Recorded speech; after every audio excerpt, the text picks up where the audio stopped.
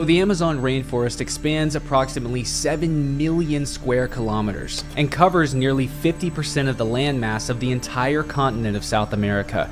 The rainforest itself is nearly the size of the United States, and it represents more than half of the world's remaining tropical rainforests. Most people probably aren't aware of just how treacherous exploring the Amazon really is. The dense jungle, impossible terrain, and lack of funding has led to less than 1% of the Amazon being surveyed. You have hostile wildlife, piranhas, jaguars, anacondas, electric eels, bullet ants, leafcutter ants.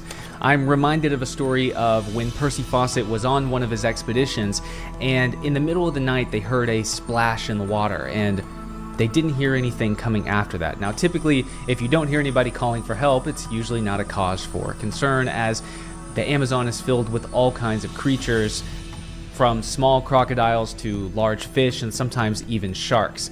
And so usually if you hear a splash in the water, it's usually just some kind of wildlife falling in or jumping out of the water or something.